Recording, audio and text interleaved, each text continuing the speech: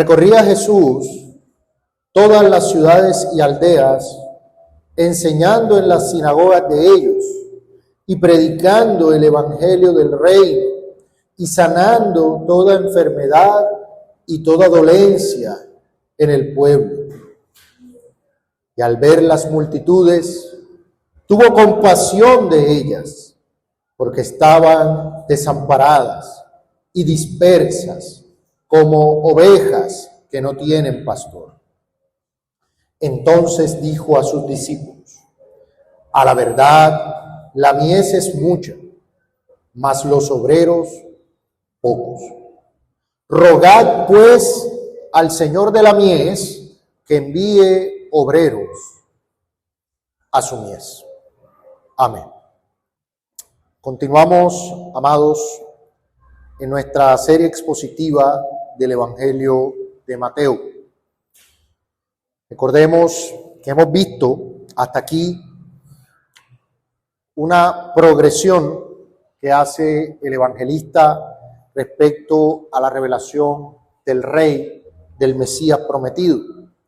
Hemos visto su genealogía, su nacimiento virginal, su bautismo, su victoria sobre la tentación, su autoridad, su poder aún sobre la enfermedad, los demonios, la muerte. Y vimos una amplia sección donde Mateo expone las evidencias, las credenciales claras que apuntan a que Cristo es el Mesías, a que el Señor Jesús es el Mesías. Y era el Mesías que debían los judíos recibir y abrazar. Ahora, en esta sección, el evangelista nos lleva a mirar no solamente a los actos del Señor Jesús, más que todo a los actos milagrosos. Ahora, Mateo nos lleva a mirar hacia el corazón detrás de estos actos. No solamente Mateo quiere que veamos el poder de Cristo, que admiremos su poder, sino también que veamos su misericordia, su disposición. Es por esa razón que esta enseñanza lleva por título La tierna misericordia del Rey. Porque si usted lee esta porción, usted va a ver que el centro de ella es mostrarnos la misericordia de Cristo hacia los seres humanos en estado de miseria. Esa es la idea central. Si pudiéramos expresar, como estamos acostumbrando, una proposición para defender o para argumentar, podríamos decir que la proposición que gobernaría la enseñanza sería esta: el Señor Jesucristo manifiesta la tierna misericordia de su corazón real en sus actos incansables del ministerio, en su disposición profundamente compasiva hacia las multitudes perdidas y en las instrucciones soberanas para que su iglesia ore y participe en la cosecha de Dios. Ese es un orden y una estructura natural que nos propone el texto. Podemos ver la misericordia de Cristo, pero podemos palparla en tres cosas que el texto nos muestra. La misericordia de Cristo, vista en tres asuntos claros y claves que están en el texto. Y ese es el orden que vamos a seguir. Esos van a ser nuestros 3 puntos. La estructura natural del texto. 3 puntos principales. Nuestro punto número 1 será la misericordia del Rey en sus actos. Versículo 35. Nuestro segundo punto será la misericordia del Rey en su disposición, versículo 36. Y en tercer lugar, la misericordia del Rey en sus instrucciones y guía, versículos 37 y 38. Ese es el orden que nos propone el texto. Así que rogamos que el Espíritu Santo tome esta palabra y permita que su iglesia contemple a Cristo, no solamente en su trascendencia, sino como ese Rey cercano, pastoral, compasivo. Esa es la idea de esta enseñanza. Así que vamos con nuestro primer punto: la misericordia del Rey en sus actos. La misericordia del Rey en sus actos. Versículo 35. Recorría Jesús todas las ciudades y aldeas, enseñando en las sinagogas de ellos y predicando el evangelio del reino y sanando toda enfermedad y toda dolencia en el pueblo. Yo quiero, hermanos, llamar su atención a la preposición kai, que es la preposición y, que separa los actos de Cristo en ese verso. Si ustedes se dan cuenta, el texto dice, enseñando en las sinagogas de ellos y predicando el evangelio del reino y sanando toda enfermedad y dolencia en el pueblo. O sea, hay una preposición que en el griego es kai, en nuestro idioma es y separa unos actos, unas acciones que Cristo está haciendo y que el Espíritu Santo quiso recoger aquí. Así que la misericordia del Rey en sus actos nos genera una pregunta. Ok, el Rey es misericordioso en sus actos. ¿Cuáles actos? Bueno, los actos que son descritos en el texto. En primer lugar tenemos la misericordia visible en la enseñanza. Vemos la misericordia de Cristo en la enseñanza.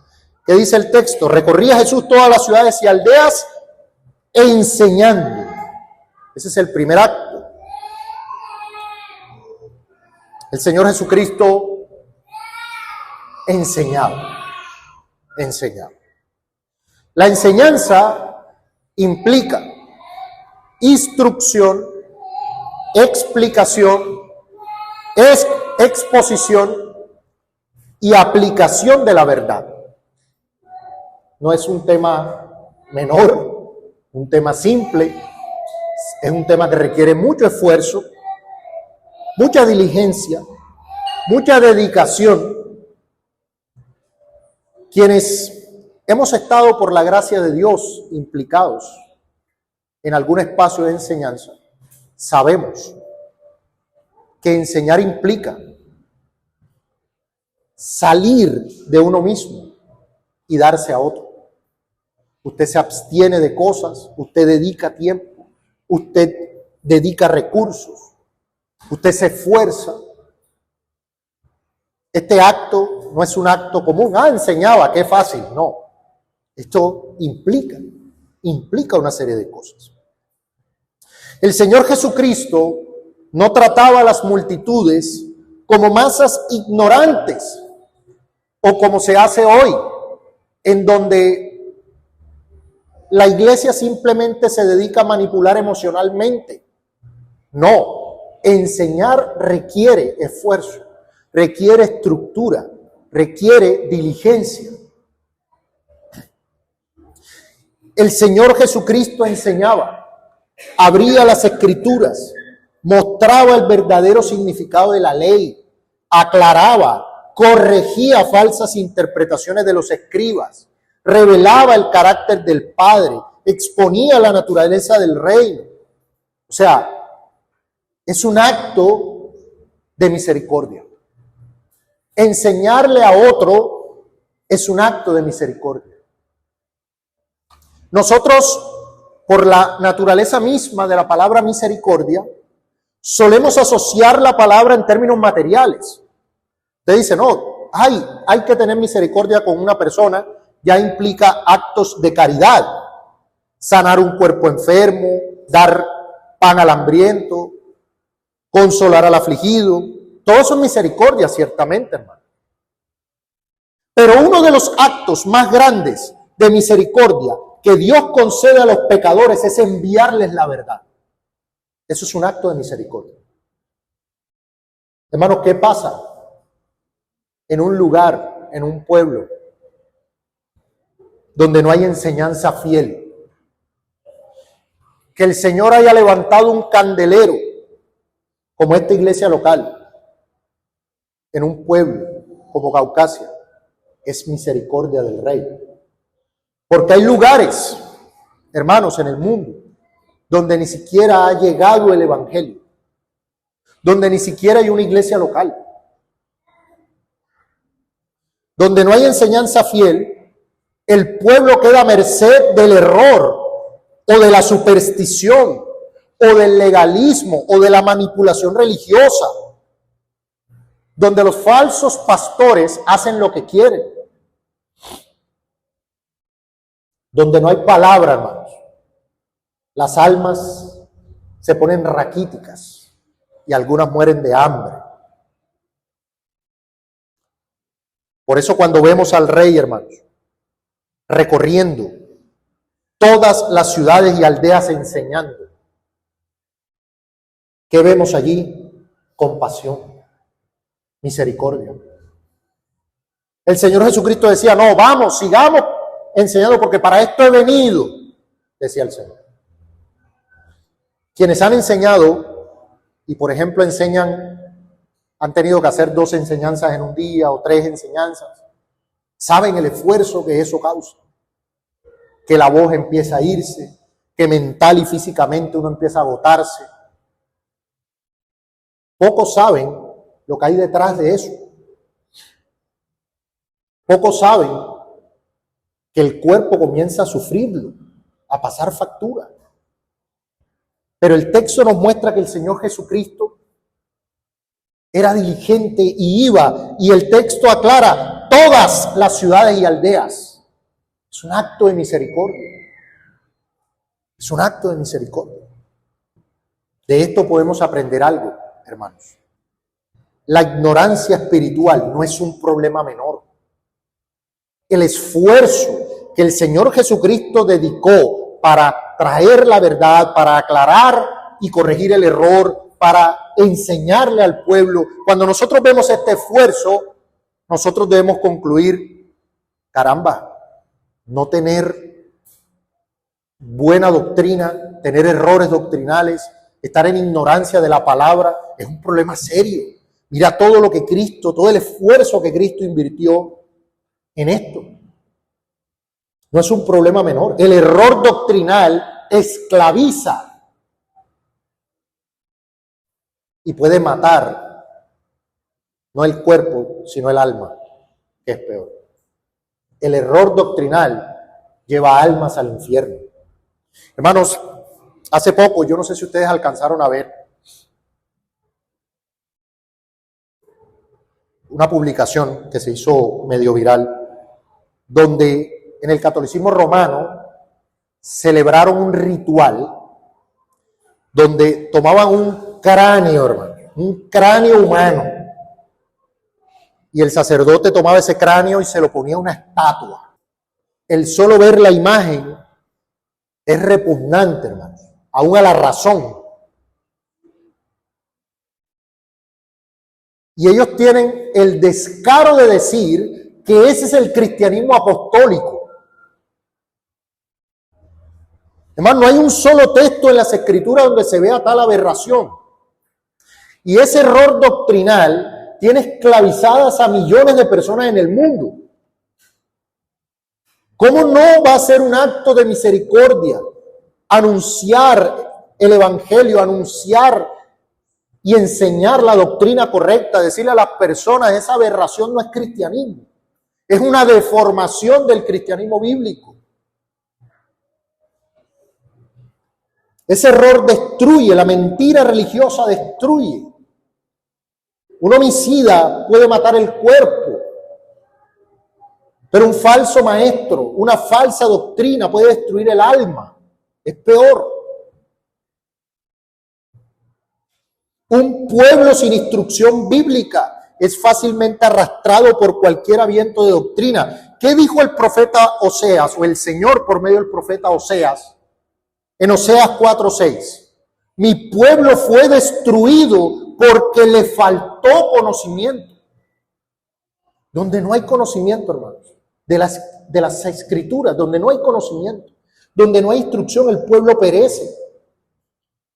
Así que Cristo, como parte de su labor, como parte fundamental de su ministerio, vino como el verdadero maestro, como el verdadero profeta, como dijo Moisés, a él oiréis, y el que no le oiga será desarraigado. Él vino a rescatar a su pueblo de esa destrucción. Claro, pero siempre son más impactantes las sanidades, siempre son más impactantes los paralíticos andando, los mudos hablando. Pero cuando nosotros leemos, recorría Jesús todas las ciudades y aldeas enseñando, ahí sí no es tan impactante, ¿no? Entonces las iglesias creen que enseñar no es tan espectacular. Entonces mejor hagamos otras cosas. Aquí hay una aplicación interesante. Si esto es así, y vemos la misericordia del Rey en la enseñanza, hermanos, como iglesia, nunca menosprecies la enseñanza. Nunca menosprecies la enseñanza. Una iglesia que abandona la exposición fiel de la palabra puede tener emoción, música, actividad, programas, como muchas hoy, pero está privando a las ovejas de una de las mayores expresiones de la misericordia de Cristo. Una iglesia que ha sacado la enseñanza de su púlpito o que la ha recortado a su mínima expresión para que la gente no se aburra, está privando al pueblo de la misericordia de su Rey. Porque cuando Él expresó su gloria en su misericordia, lo hizo, entre otras cosas que veremos, a través de la enseñanza. Entonces, no podemos menospreciar la enseñanza, no podemos reemplazar la enseñanza. O sea, la enseñanza en una iglesia es irreemplazable. Usted no la puede reemplazar con una presentación de PowerPoint donde se dicen dos cosas. Usted no puede reemplazar la enseñanza. La enseñanza es central. ¿Usted cree que es casual que el texto la coloque de primera? Está primero que sanando toda enfermedad. Mírelo en el texto. ¿Usted cree que el Espíritu Santo pone las cosas por casualidad? ¿Qué es preeminente entre los actos de misericordia que son mencionados aquí? La enseñanza. La enseñanza. En segundo lugar, y amarrado a este primer acto, tenemos un segundo acto que uno dice, pero debe estar incluido en el primero, pero el Espíritu Santo lo separa con la cláusula y, predicando el evangelio del reino. O sea, Cristo enseñaba doctrina, pero dice que también predicaba el evangelio del reino. ¿Cuál es la diferencia, hermanos? Usted dirá, pero ¿cómo así? Predicar el evangelio está... Bueno, ¿cuál es la diferencia? La enseñanza explica, la predicación proclama, el evangelio se anuncia y demanda respuesta. La enseñanza explica, argumenta, profundiza, amplía. El Señor no solamente instruía a sus discípulos, sino que anunciaba el evangelio para que otros también llegaran. La enseñanza instruye, la predicación anuncia con autoridad divina la llegada del reino y llama a una respuesta de arrepentimiento y fe. Esa es la diferencia. El Señor Jesucristo anunciaba, y este texto nos muestra el contenido de ese anuncio. El Señor no iba anunciando un mensaje de autoayuda, un mensaje antropocéntrico de felicidad para el hombre, no iba anunciando simple solución a problemas temporales. El Señor anunciaba el evangelio del reino. El evangelio del reino. ¿Qué diferencia hoy en día con lo que se anuncia? ¿Cómo sacar tu máximo potencial? ¿Cómo solucionar tus problemas de salud?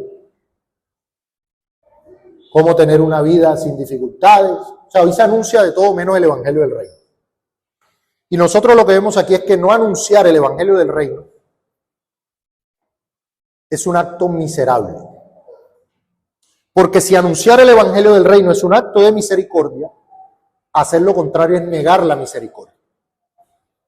Cuando una iglesia no anuncia el evangelio del reino, no proclama el evangelio del reino, niega el evangelio del reino, está haciendo lo contrario a la misericordia. Está haciendo lo contrario a la misericordia. ¿Cuál era ese evangelio del reino, hermanos? El evangelio que hemos recibido y que predicamos. Que Dios estaba cumpliendo su promesa.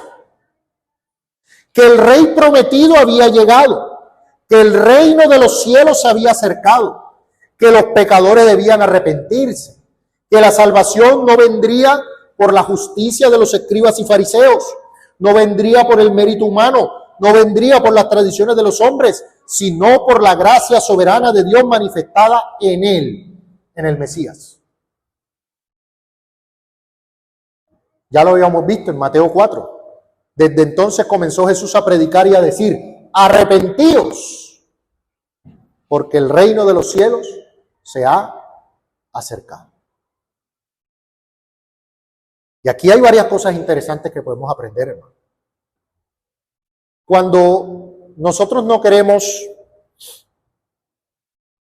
darle vara a un hijo impenitente, hay un pensamiento antibíblico que es que no lo hacemos porque lo amamos. Pero resulta que la Biblia nos corrige. La Biblia nos dice: no, si tú no le niegas la vara, en realidad lo aborreces. Tú no quieres que él mejore, tú no quieres que su alma se salve. Tú quieres que él se hunda más en su pecado. Algo similar pasa con el mensaje del evangelio. Muchas veces nosotros no queremos predicarle el evangelio a una persona o hablarle de Cristo a una persona porque sentimos que lo vamos a incomodar, porque sentimos que lo vamos a molestar, porque sentimos que decirle que es un pecador y que debe arrepentirse, eso es muy fuerte. Hermanos, es un acto de misericordia según lo que vemos aquí. Anunciarle el evangelio a una persona, así lo confronte, es amor verdadero. Decía el pastor John MacArthur: no hay otra cosa amorosa que hacer con un pecador que anunciarle el evangelio de Cristo. Dejar que una persona se pierda en su maldad, su pecado y su ignorancia no es amar en absoluto. No es amar en absoluto. El amor verdadero no va a dejar el pecador dormido al borde del precipicio. El amor verdadero, la misericordia verdadera, no va a complacerse en la condenación del hombre. Va a anunciarle que tenga cuidado. Va a decirle que hay un camino. Cristo predica el evangelio a las almas precisamente porque están en peligro. Es un acto de misericordia. Cristo llama al arrepentimiento porque fuera de él no hay salvación. La predicación bíblica. Hermanos, es el medio ordenado por Dios. La predicación del Evangelio es el medio ordenado por Dios para salvar, para santificar, corregir, consolar, dirigir a su pueblo. Vaya conmigo a Romanos 10, verso 17. Romanos capítulo 10, verso 17.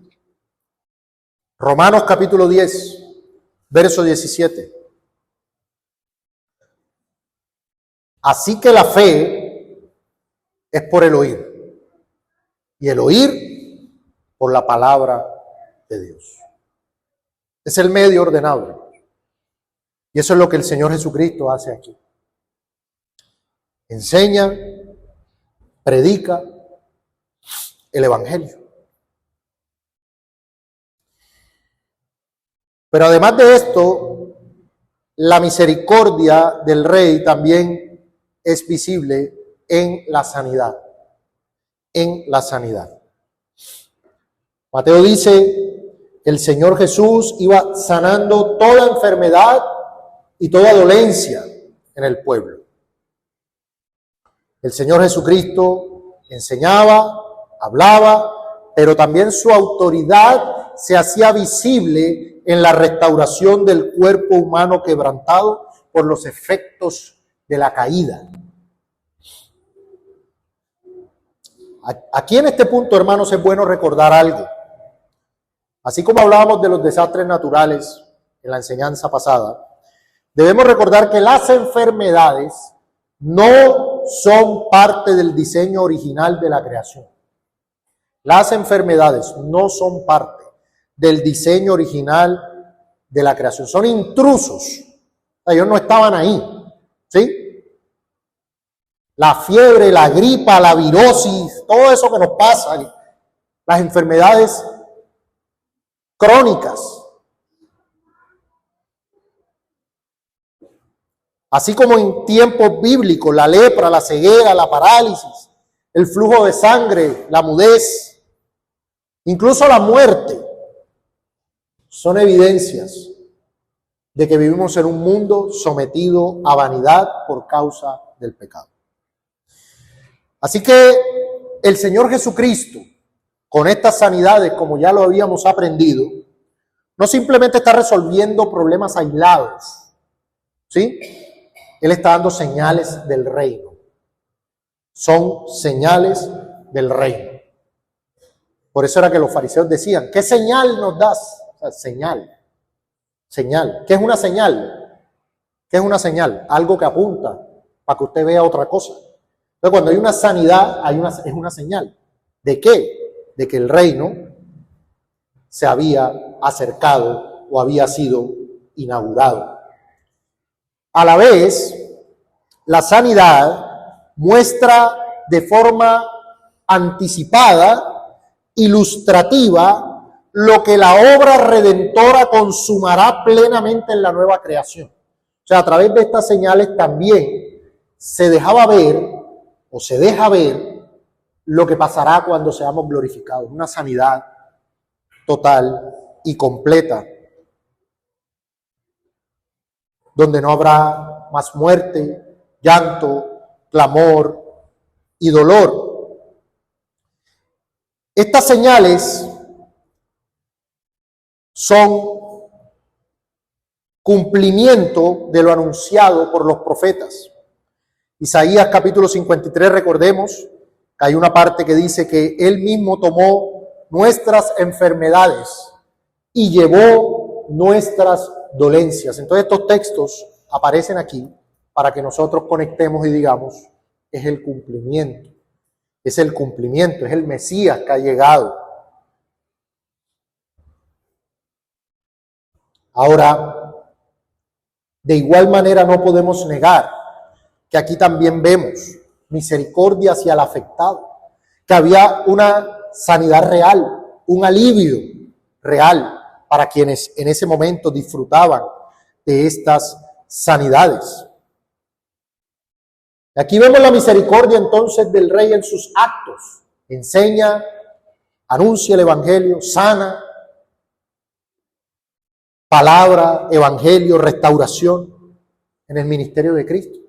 Ahí vemos su misericordia.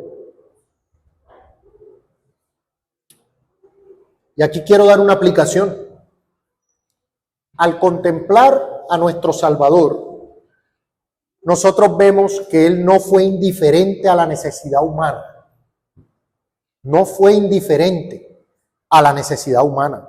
Él no fue perezoso en el servicio. Él no fue falto de diligencia. Él no fue selectivo en su compasión. Todas las ciudades. No fue selectivo. Él recorrió, se acercó a los que estaban lejos, entró en sinagogas, tocó enfermos. ¿Y nosotros? ¿Y nosotros? ¿Estamos haciendo algo parecido? ¿Somos discípulos de este Rey? ¿Somos imitadores de este Cristo? Porque si lo que somos es ortodoxos en doctrina, pero lentos en misericordia, no estamos siendo imitadores de Cristo. Él no solamente fue ortodoxo en doctrina, también sirvió con un corazón compasivo, como lo vamos a ver. Precisión teológica milimétrica en la soberanía de Dios, pero indiferencia ante el sufrimiento del otro. Eso no es el llamado de Cristo. Cristo salva a pecadores, pero no abrimos la boca para proclamar el evangelio. Debemos pedir al Señor que la doctrina y el ejemplo de nuestro Señor Jesucristo produzca en nosotros el carácter de Cristo. ¿Qué es tener el carácter de Cristo? Es hacer lo que Cristo hacía. Bueno, vamos a hacer sanidades. No, usted me entiende, ¿no? Lo que estamos diciendo.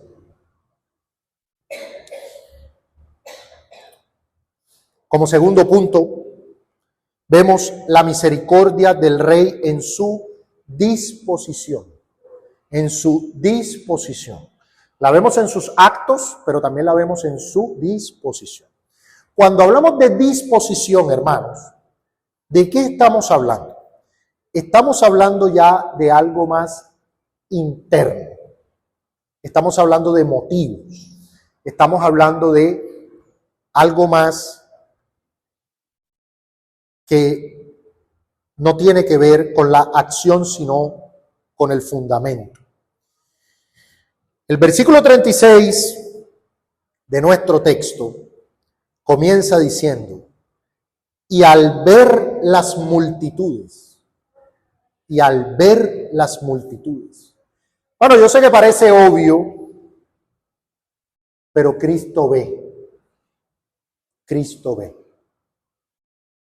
Había muchas personas que miraban esas mismas multitudes,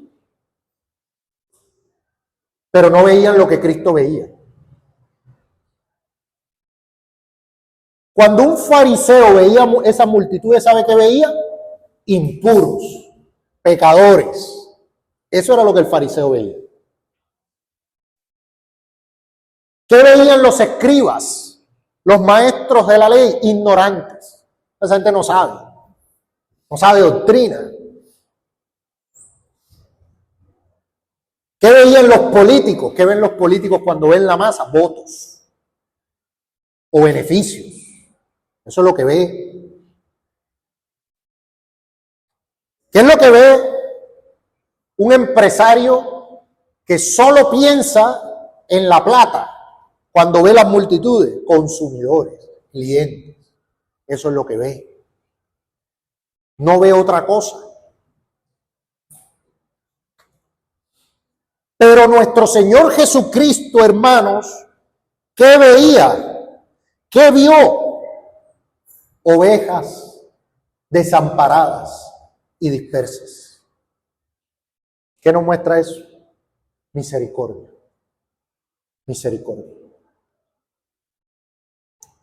La diferencia no está en la multitud, La diferencia está en el corazón de quien la mira. Debo decir que una de las primeras veces que leí este texto, fui profundamente conmovido porque si usted lo lee con cuidado, si usted lo lee en oración, usted puede casi palpar la misericordia de Cristo, el sentir de Cristo aquí. La mirada de Cristo no es superficial, no es solamente de la apariencia externa. ¿Cuántos de nosotros no nos pasa eso?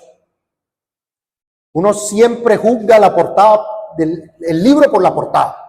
Si usted ve una persona y viene mal vestida, sucia, no sé, ya usted juzgó. Usted está parado en una esquina, ve una persona sucia, mal vestida, usted dice, me viene a atracar. Ya usted juzgó. Pero Cristo ve más allá. Uno que sabe qué le está pasando a esa persona. No estoy diciendo que uno tiene que ser cuidadoso, prevenido, pero entiéndase lo que estamos diciendo. Bueno, ¿cuándo fue la última vez que cuando usted vio una persona, usted trató de ver más allá? El cansancio del rostro, la carga de un hogar. ¿Cuándo fue la última vez que usted trató de tener discernimiento respecto a eso? Muchas veces uno pierde oportunidades de ser misericordioso y de poder ayudar porque uno no mira. Esta persona acaba de llegar, está sudado, se vino a pie, quiere agua, o sea, piense, vea más allá de la aparente normalidad. Usted ve una persona cabizbaja, ¿qué te pasa? ¿Cómo ayudo? ¿Está bien? Cuando usted ve a una persona sin el Señor Jesucristo, hermano, tenga presente que ahí hay opresión espiritual, miedo, vergüenza, necesidad, abandono. Hay una serie de cosas. Entonces, ahí es donde viene el asunto. Que nuestro propio pecado, y eso es trágico para un cristiano, nos vuelve incapaces de mirar como Cristo mira. Muchas veces nosotros no miramos como Cristo mira. Nosotros miramos a las personas como el mundo, según su utilidad, su apariencia, su educación, su clase social.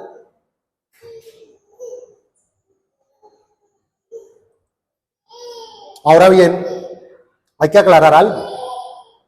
No es que Cristo minimice el pecado de las multitudes. Él no mira y dice, tan bien como están. No, eso no es lo que dice. Pero tampoco las mira con desprecio. Las mira como ovejas sin pastor. ¿Cuándo fue la última vez que usted vio una persona, un pecador, y usted dijo, está en ignorancia espiritual, necesita al Señor Jesucristo? No. Usted lo que dice, mira el impío ese. No quiero tener nada que ver con él. Pasa hasta en la iglesia.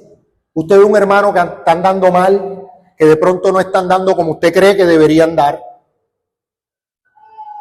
Y usted dice, no, yo voy a cortar esa relación con ese hermano porque es un impío o tiene un pecado o tiene no. ¿Cómo miramos, hermano? ¿Miramos con misericordia como mira el Señor? ¿Cómo miramos?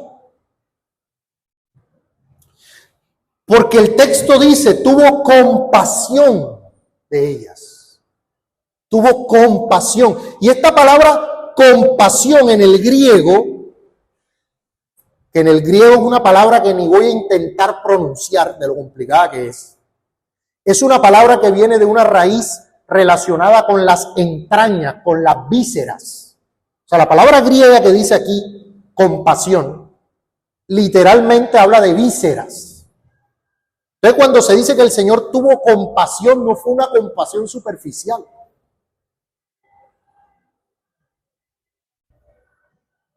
No es una emoción cualquiera, no fue una cortesía, ¿sí? Es una conmoción profunda, interna, visceral. Esa fue la compasión que tuvo el Señor. El Señor Jesucristo no solamente evaluó la condición de la multitud, fue movido en lo más íntimo de su humanidad santa. Hice énfasis en esta expresión no de manera casual. Humanidad santa. Y aquí, como dicen los pastores comúnmente, toca quitarse las sandalias, porque entramos a un terreno santo, un terreno glorioso. Cuando usted lee que el Señor tuvo compasión, nosotros junto con la iglesia histórica creemos y confesamos un Dios impasible. O sea, cuando usted ve la confesión de fe, dice que Dios no tiene pasiones. Es una compasión profunda cuando Dios es simple. Cuando se dice que Dios se compadece de los hombres, es una manera para que nosotros entendamos, ¿sí? Pero Dios no es movido de afuera, para que se entienda. Entonces aquí nosotros tenemos que entender que el eterno Hijo de Dios, sin dejar de ser Dios, asumió naturaleza humana verdadera. No tomó apariencia humana. No se puso, como dicen los blasfemos de la unicidad, un estuche.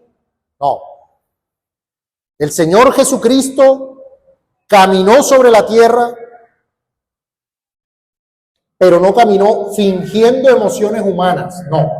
Él se hizo verdaderamente hombre, con cuerpo y alma humanos, lo cual implica que tuvo afectos santos, lágrimas reales, cansancio real, hambre real, dolor real y compasión real. Es la que vemos aquí. Es la que vemos aquí. Dos naturalezas completas en una persona. Y aquí vemos la humanidad santa de Cristo visible en su compasión. Jesús lloró, Jesús se cansó, Jesús tuvo compasión. Tuvo compasión.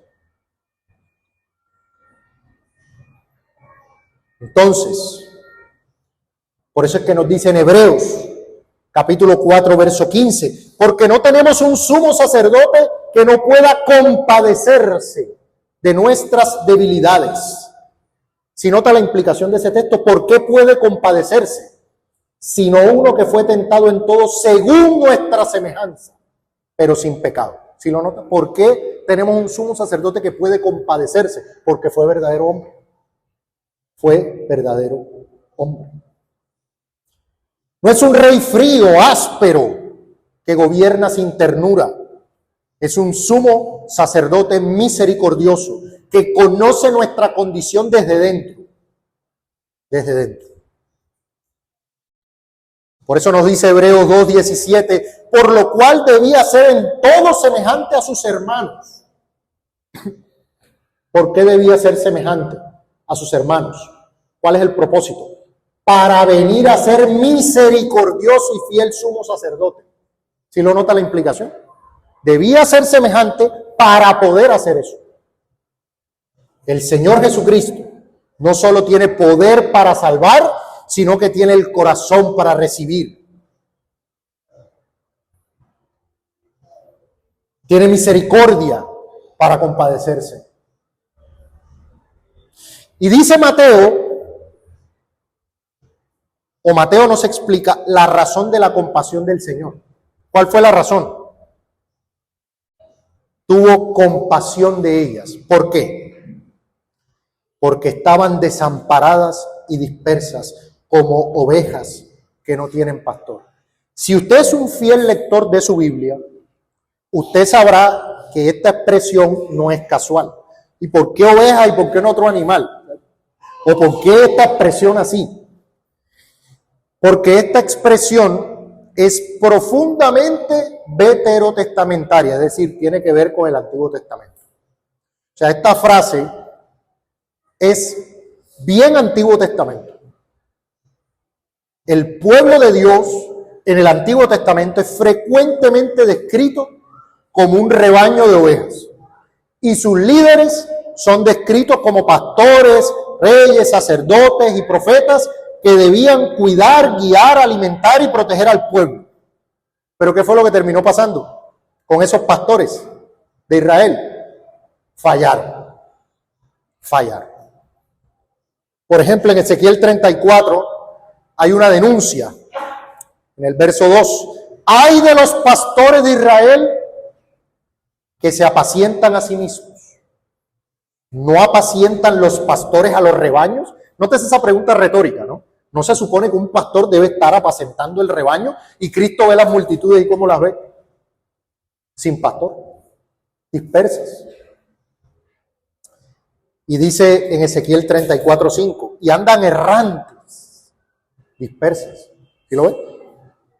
Por falta de pastor, y son presa de todas las fieras del campo, y se han dispersado. Noten las mismas palabras que usa Mateo. Entonces, cuando Mateo dice que las multitudes estaban como ovejas sin pastor, está evocando esa tragedia del Antiguo Testamento. Israel tenía líderes, pero no tenía verdaderos pastores. Es tremendo. Mire, Israel tenía fariseos, saduceos, sacerdotes, maestros de la ley, y el pueblo estaba disperso, abandonado espiritualmente. ¿Qué enseñaban esos maestros? Tradiciones humanas, pero no alimentaban con la palabra. Ellos buscaban honra personal, pero no amaban a las ovejas. Y Cristo, el verdadero Rey, tiene compasión de ellas, porque Cristo es ese pastor prometido. Ante la tragedia de los pastores de Israel, de los líderes de Israel que había prometido el Señor en Ezequiel 34:15, yo apacentaré mis ovejas, yo les daré aprisco, dice Jehová el Señor. Ante el fallo catastrófico de los pastores de Israel, ¿qué dijo el Señor? Ezequiel 34:23, y levantaré sobre ellas a un pastor. Búsquelo en su Biblia, Ezequiel 34, versículo 23. Mire este texto tan glorioso, hermanos, y el cumplimiento en lo que estamos viendo aquí. Dice en Ezequiel capítulo 34, versículo 23, el Señor, leámoslo desde el 22, dice, yo salvaré a mis ovejas y nunca más serán para rapiña, y juzgaré entre oveja y oveja, y levantaré sobre ellas a un pastor, y él las apacentará. ¿Quién será ese pastor? Mi siervo David. Él las apacentará y él les será por pastor. ¿Y cómo era eso posible si David, como dice Pedro, falleció y su cuerpo vio corrupción? Porque es el hijo de David, el Señor Jesucristo. Por eso es que el Señor dice, yo soy el buen pastor. Es este pastor davídico, el Cristo, el hijo de David, el rey que no explota a las ovejas, sino que da su vida por ellas. Yo soy el buen pastor su vida da por las ovejas. ¿Y dónde dio su vida? En la cruz. Vino a morir por ellas. No solamente observó su dispersión, no, él vino a reunirlas, a cargar sobre sí el juicio que ellas merecían. Y esto es importante, hermanos, porque entonces ten en cuenta esto. Cuando tú oras a Cristo desde tu debilidad, no oras a alguien que desprecia el dolor humano. Cuando tú vienes a Él con cansancio, vienes a Él cargado, tú no vienes a alguien que no entiende lo que está pasando. Tú no vienes a alguien que no lloró. Ah, no, pues para ti fácil, nunca has llorado. Pero Él lloró. Tú vienes a alguien que te entiende. Tú vienes a aquel que vio las multitudes desamparadas y fue movido en sus entrañas. A ese Rey misericordioso es que tú vienes. Pero ahora la pregunta para nosotros es, ¿miramos nosotros a las multitudes como Cristo las mira? Llévelo a la práctica. Usted ve, por ejemplo, a quienes no piensan políticamente como usted, como Cristo los mira. ¿O usted ve enemigos ideológicos? Usted ve los pecadores y usted lo único que ve es la molestia, las amenazas que interrumpen la comodidad suya. ¿Cómo ve usted a las personas? Cristo veía ovejas sin pastor. Porque usted no me va a decir a mí que ahí en medio de todo eso eran creyentes. Toda esa gente que estaba ahí eran creyentes. ¿No? Eso no dice el texto. Ahora bien, eso no significa negar el pecado. Eso no significa que las ovejas perdidas, dispersas, no eran responsables delante de Dios. Pero una mirada verdaderamente cristiana no puede estar formada únicamente por indignación moral, hermanos. Una mirada verdaderamente cristiana no puede estar unívocamente solo mirando indignación moral. Mira la impiedad, mira el pecado. Sí, pero ¿y la opresión del diablo? ¿Y la situación de miseria espiritual en la que están esas personas? Usted no ve nada de eso, usted nada más se indigna. No podemos ser así, hermano. Eso es farisaico. Eso era lo que veía el fariseo. Mira cómo se junta y come y bebe con pecadores.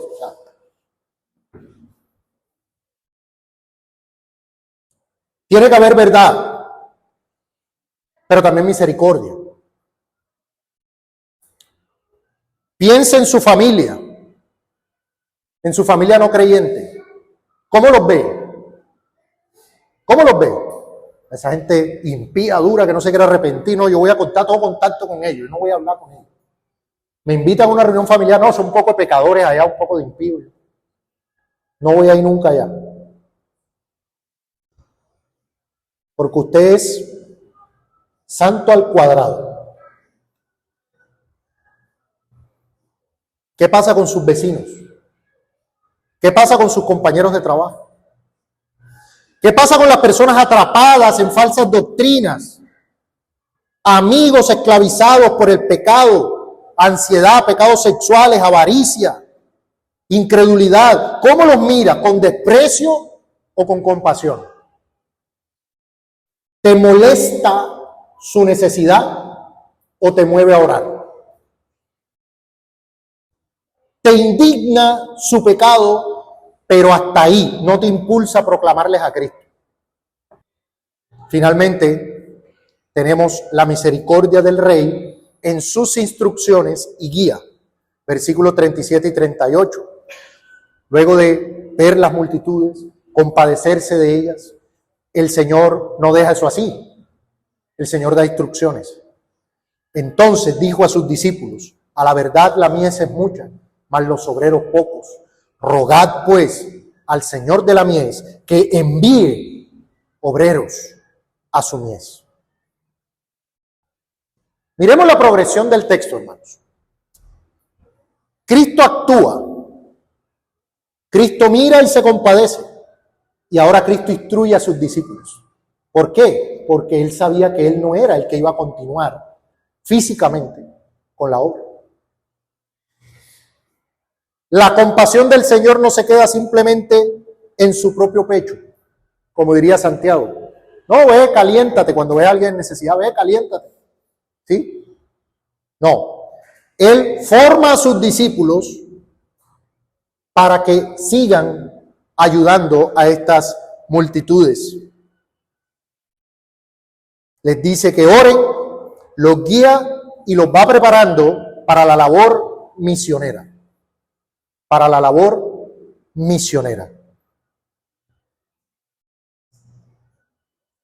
Ahora, es bien interesante esto. Aquí hay algo que podemos aprender. Hay mucho trabajo eclesial, mucho trabajo misionero,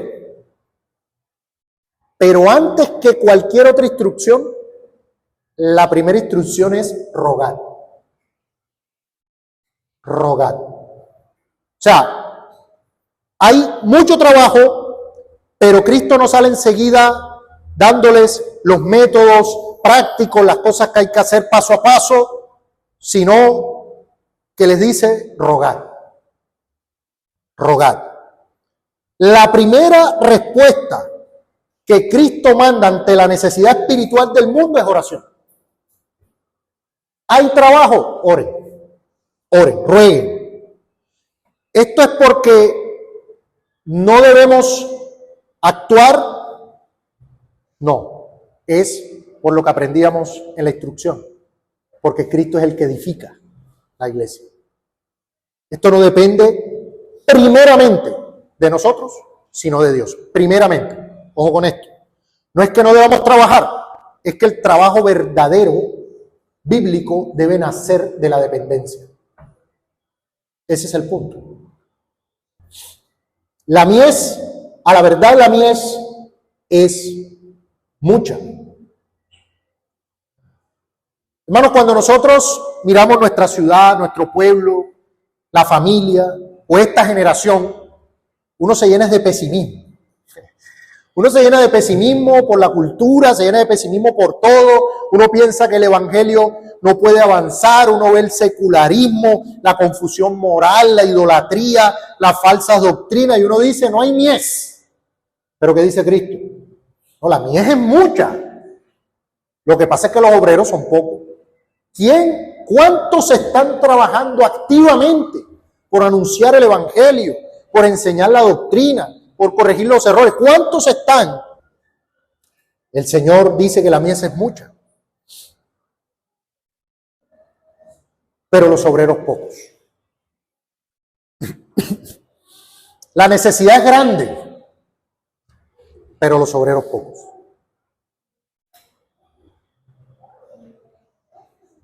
Ahora, ¿quién es un obrero en este contexto? ¿Sí? Porque uno dice, solo pastores.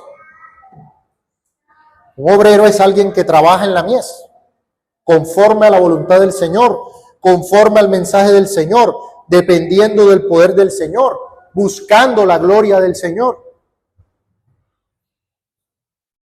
De hecho, como veremos en el capítulo siguiente, el Señor envía a los 12 en misión. O sea, ya los está preparando.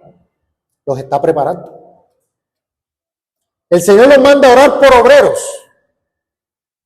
y después los manda a ellos mismos. Perdón.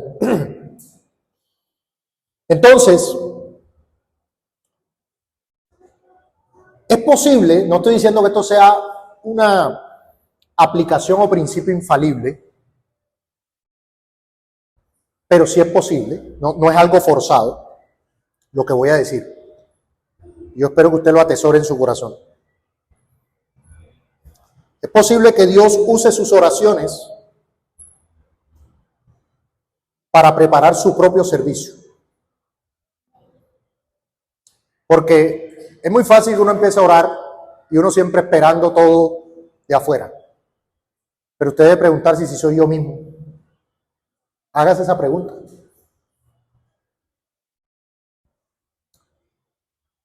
Si usted está orando sinceramente por la mies, por obreros, usted debe estar dispuesto a convertirse en un obrero si es el caso. Y vuelvo y repito, no estoy hablando solamente de oficiales, pero sí estoy hablando de quienes trabajan en todo lo que hay que hacer en la mies.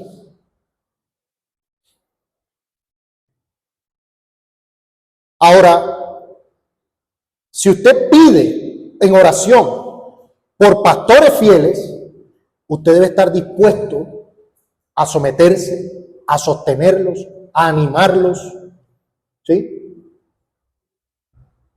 Te pide maestros, usted debe estar dispuesto a aprender, a recibir. Hay dos errores que debemos evitar. En primer lugar, la soberbia ministerial, pensar que nosotros podemos hacer todo en el brazo propio, porque ahí dice rogar. Y en segundo lugar, pues no hacer con diligencia lo que tenemos que hacer, porque el Señor después envía. ¿Sí? Somos responsables.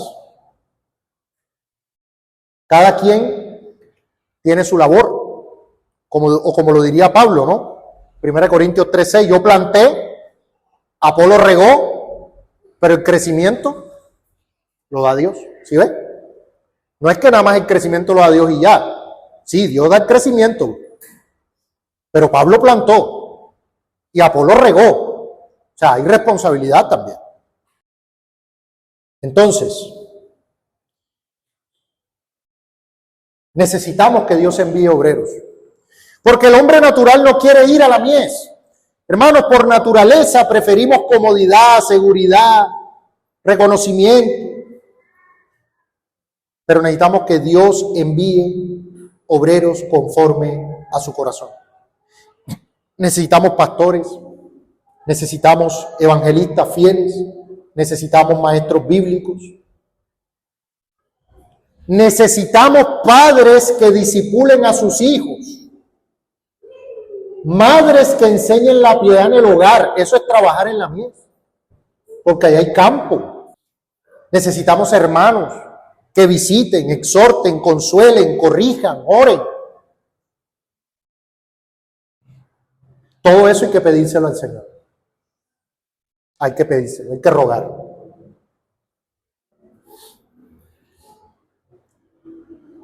Pero no perdamos la conexión con la idea central que estamos trabajando. Todas estas instrucciones que Cristo da vienen de su misericordia. Vienen de su misericordia. Perdón. Cristo no solo se compadece de las multitudes, sino que provee guía para su cuidado. Es misericordia. Es misericordia.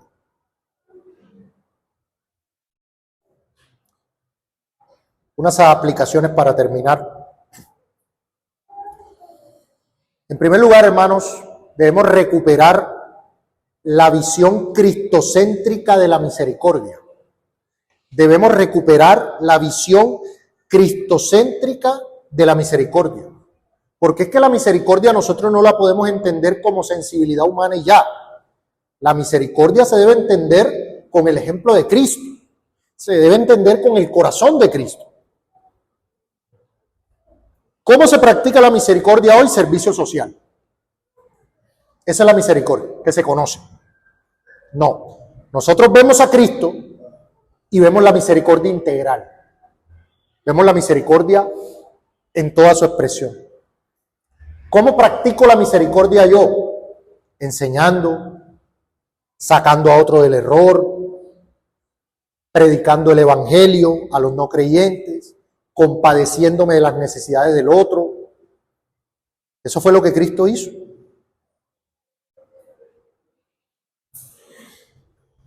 En segundo lugar, cuidarnos del fariseísmo, de esa ortodoxia sin compasión, porque eso es lo que vemos aquí. Debemos tener cuidado de tener un corazón frío. Estamos llamados a ser imitadores de Cristo, no podemos tener un corazón frío.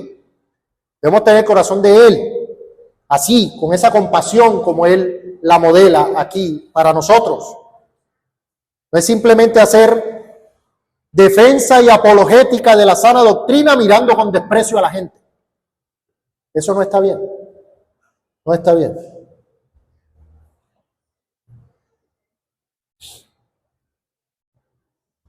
Comenzar toda labor y seguir toda labor ministerial y de la iglesia, comenzando con la oración. La oración es clave, fundamental, es primero. Es dependencia. No podemos hacer planes, rogar, enviar, hacer programas, no sé qué. No, primero oremos. Oremos. y luego hacemos.